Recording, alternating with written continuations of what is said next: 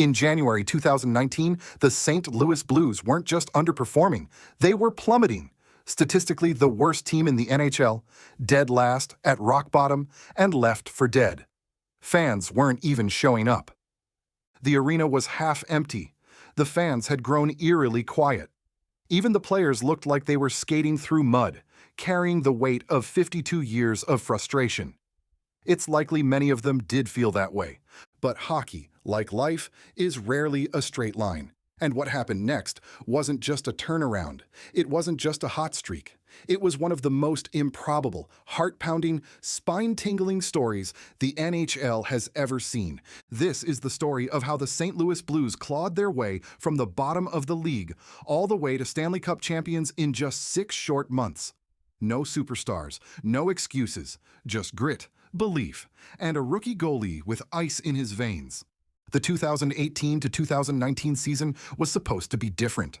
After missing the playoffs the year before, the Blues front office loaded up with Ryan O'Reilly, a two-way dynamo from Buffalo, David Perrin, back for another tour, Tyler Bozak, a playoff-tested center, and returning stars like Tarasenko, Pietrangelo, and Jake Allen.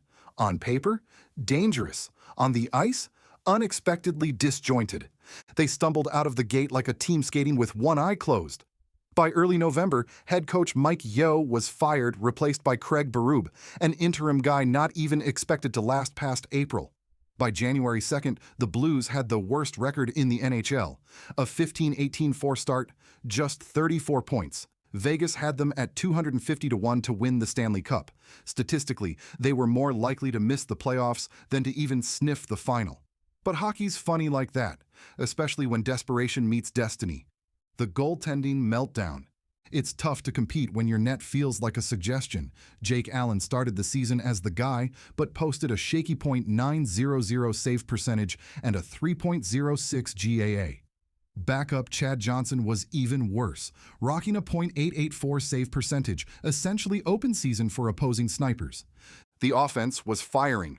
O'Reilly already had 35 points. Tarasenko was producing.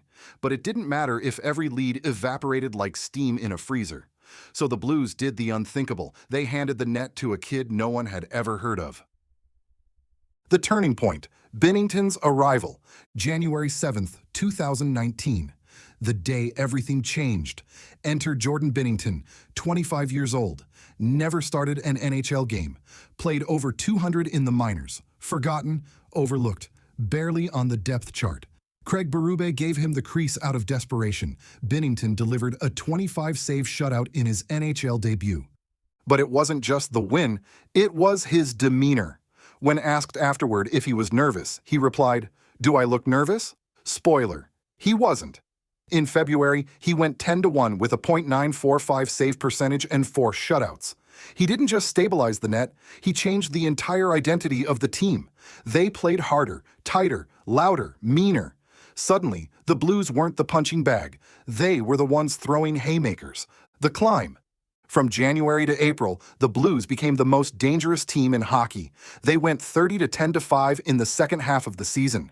They strung together an 11-game win streak, their longest in franchise history, and surged from last place to third in the Central Division.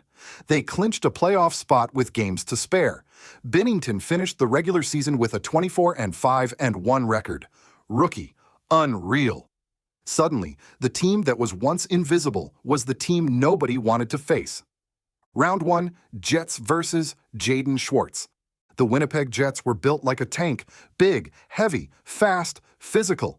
But the Blues punched first, taking a 2-0 series lead. Then they lost both games at home. Momentum swung. Nerves set in. Game 5 in Winnipeg. Blues were down 2-0 heading into the third. Then, boom, O'Reilly scores. Shen scores. And with 15 seconds left, Jaden Schwartz slides in the game winner.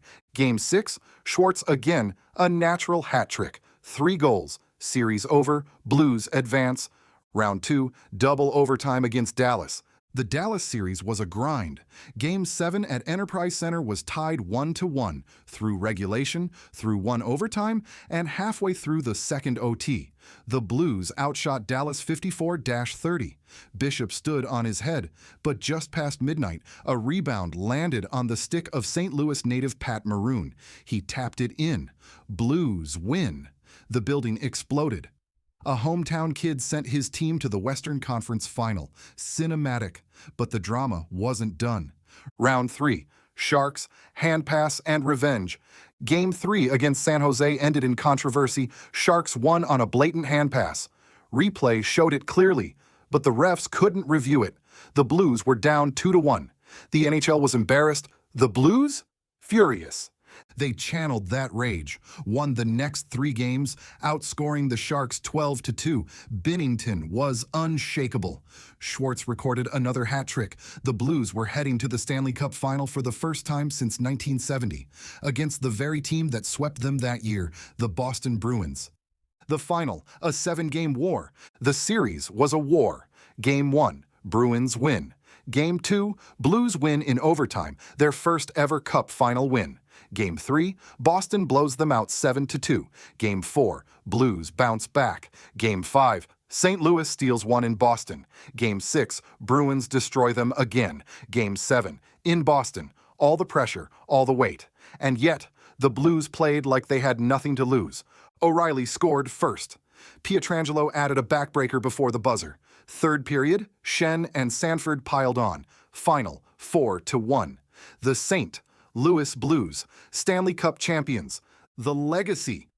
It wasn't just a cup, it was catharsis, validation. A city released from 5 decades of waiting. Jordan Binnington became the first rookie goalie to win 16 playoff games. Ryan O'Reilly won the Conn Smythe Trophy. Craig Berube, once an interim coach, became a legend. The 2019 Blues didn't just win hockey games, they redefined what's possible. They reminded us that no matter how broken it feels, no matter how deep the hole is, if you believe, if you fight, and if you stay the course, anything is possible. If that comeback didn't make the hairs on your arms stand up, check your pulse. This was the greatest underdog story in NHL history, and proof that heart, grit, and timing can rewrite a legacy. Hit that like button if you remember Binnington's first shutout, drop a line in the comments if you screamed when Maroon scored in double OT, and subscribe for more stories that remind us why we love this game. Because in hockey, anything can happen, and sometimes the last place team ends up on top.